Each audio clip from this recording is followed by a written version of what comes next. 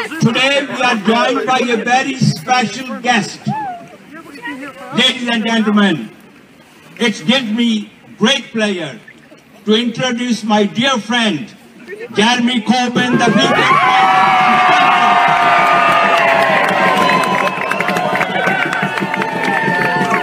Narendra, thank you very much. I've got a little present for you here. It's a book. It's a book, and on the inside it's written, if you'll hold the microphone, I'll be able to open the book. This is teamwork in operation. All the best with this great manifesto for the many, not the few.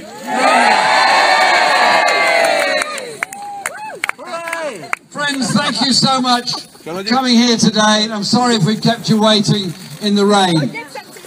We've done a very large number of events, and in every town and city we go to, we obviously want to meet as many people as we can and understand and work with the diversity of every community. So this afternoon I've been into the mosque, I've been to Gurdwara, and I've been talking to people of all faiths and indeed of no faith at all, because we're a community that comes together in support and respect for each other.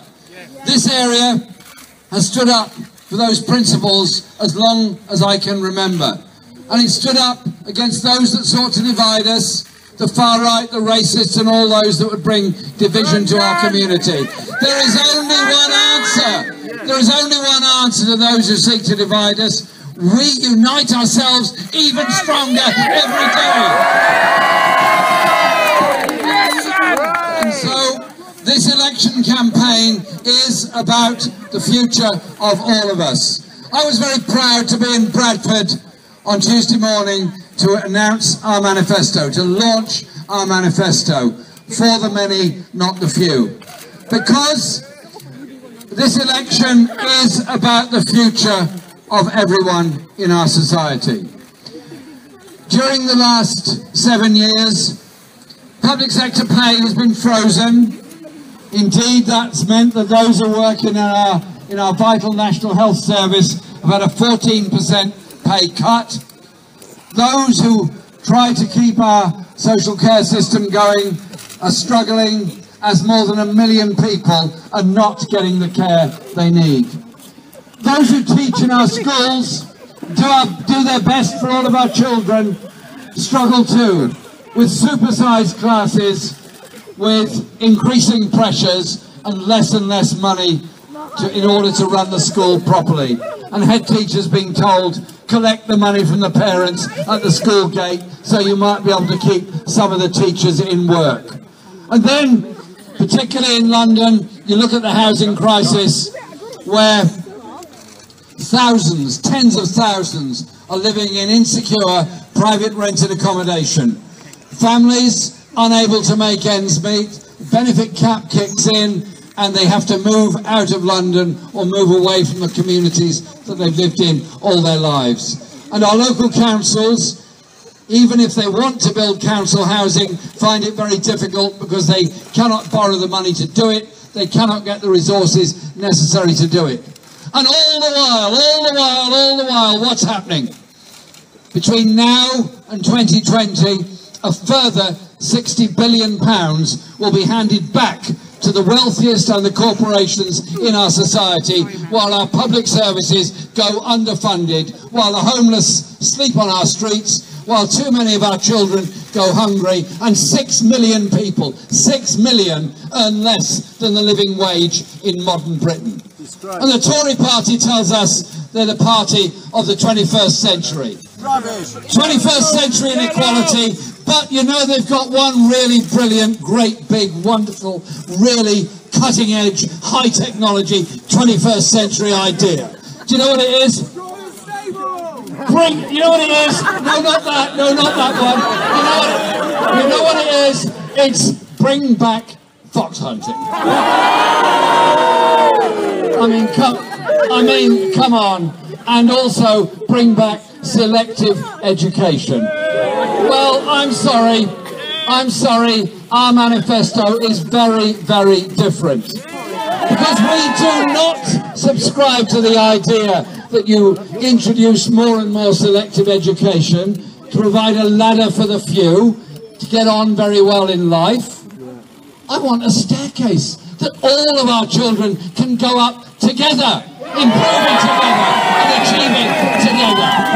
Because those are the principles that our party is founded on, and the principles we want to put forward in government. And there are other things we're going to be doing as well. Every child in every primary school, every day, under a Labour government, will get a free school meal they will eat together. And I'm told this is deeply divisive, and I'm really trying to work out how this is really divisive. Because what I'm suggesting is that when children go to school, they go to school together. They go to school to learn together. They go to school to learn to live together. They go to school to learn each other's strengths and weaknesses, achievements and disasters, and they help each other out. And so, if every child sits down at lunchtime together to eat together, they talk all these things through. Far better than dividing them up between those that get a free school meal, those that bring in sandwiches, and those that get something else. I want them all to do things together, and we pay for it through a tax system that is fair, so that the very wealthiest and the biggest corporations pay, so that we can all benefit. And then, later on, we want our young people to achieve, to be able to go to college, to do A-levels, to do apprenticeships, and we will reinstate the educational maintenance allowance to ensure that there is no discrimination against those who want to go to college. And too many people are now being deterred from going to university, frightened of it, because they will leave university with a debt often of over £50,000. And that means, if you look at the statistics, working class youngsters are not going to university the same number they did in the past. Why? Because the coalition government and the Tory government have raised the fees, removed the maintenance grants, and resulted in a less fair system of higher education. John McDonnell, our brilliant Shadow Chancellor of the Exchequer, and will be the Chancellor of the Exchequer, and as you know, the candidate and MP for Hayes and Harlington, he's worked it all out, and we've all worked it out. We are going to abolish student fees in university. And in our manifesto, there is so much more that we want to achieve. There are, as Brenda quite rightly pointed out, massive inequalities in health across our society. If you took a bus, there's a nice bus over there actually, it's called For the Many, Not the Few. If you took that bus from, say, a place called, say, Windsor and Maidenhead, I think you're all aware of where it is, and you drove all the way through this wonderful city of ours, all the way through London, and you came out at the other side in Essex, you would, if you measured it, go through big changes in life expectancy. If you live in Windsor and Maidenhead, you might be better off. You'd probably live longer, you'd have less illness. The further you go in to the more crowded, poorer areas, the shorter the life expectancy, the higher the rate of illness and all the problems we face, and that would go all the way through. So we have these health inequalities because of housing, because of stress, because of the changes that are being proposed in our health service.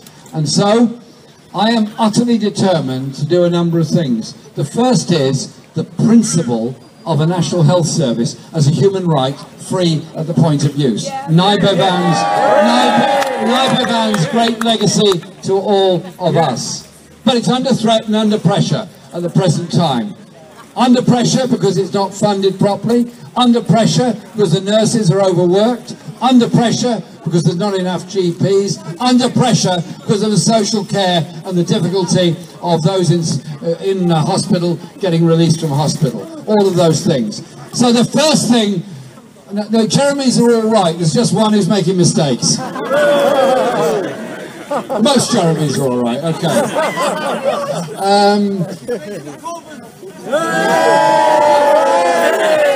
He stole my line. So the first thing John Ashworth will do when he becomes Secretary of State for Health is suspend the sustainability and transformation plans, so we can look again at all of these reorganisations. Because you know what?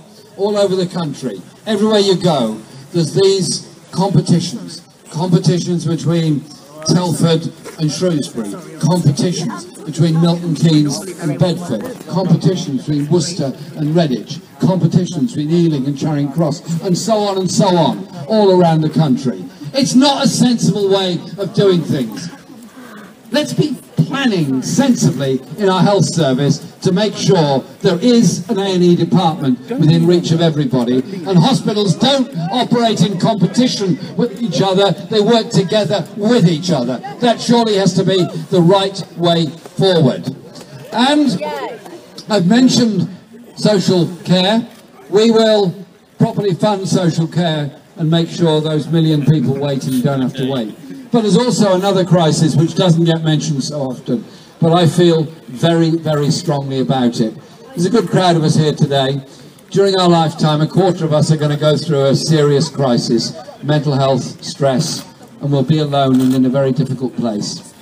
Too many of our young people have taken their lives because nobody was available to help them, and they didn't feel able to talk about it. One thing we can do as a crowd is actually stop the jokes, stop the stigma, stop the isolation of those that are going through a mental health crisis.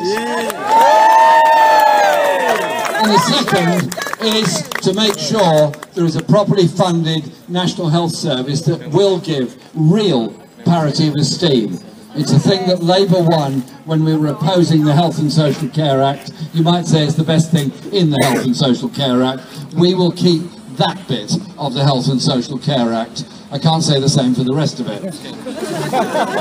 And we will do that because I believe very strongly that we as a society have to face up to supporting people, whatever the situation they're in.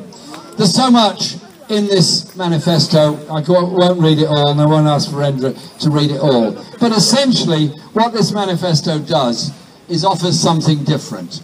Either we go forward in a country where the gap between the richest and the poorest gets bigger and bigger. More and more people end up sleeping on our streets. Yes. More and more people go through deep stress in our society, and even more people, at the moment 6 million, work for less than the living wage. And at the other end, there are so many elderly people living in poverty and in isolation. So we will protect the triple lock, but we'll also look at the issue of pensioner isolation and poverty. But our programme is also about economic development. It's about investment. It's about infrastructure investment. It's about sustainable energy and industries. It's about all of those things. At the moment, Britain invests less than any other country and achieves less as a result. We will introduce and set up a National Investment Bank that will be funded sufficiently for every region of Britain. Every region will get a fair allocation of capital investment so that we have a stronger economy at the end of it. And we'll pay for all of this, not by increasing tax, national insurance or VAT for 95% of the population. We will ask those with the broadest shoulders and best able to pay a little more, that the rest of us might live a little better. And so we will be pursuing those that think it's a good idea to make money here and pay tax somewhere else. We're suggesting if you're making money here, kindly pay your tax here and don't ship your profits off to a tax haven somewhere else. But it's also about the kind of world and society we want to live in. I've spent my life campaigning for social justice as a union organiser, even visiting Ealing Hospital as a union organiser back in the day. But it's also about how we look at the rest of the world. I want a foreign policy that's based on peace, based on justice, based on democracy, based on human rights. And I'm determined that will be the basis. And that we will adhere to all the international agreements on emissions, pollution, air quality and climate change, So we won't be a country that pours filth into the sea. We will be making our seas and rivers even cleaner than they are, but also making sure we're not exporting pollution by bad trade agreements with others. I am very serious that we want to be a government that works for the many, not the few, and works for the world, not the few, and works for a good and cleaner environment. But this manifesto is also about the chances and opportunities for the young people of Britain. 2 million people in the last 2 weeks have registered to vote in this election because they want their say. The vast majority of those are young people.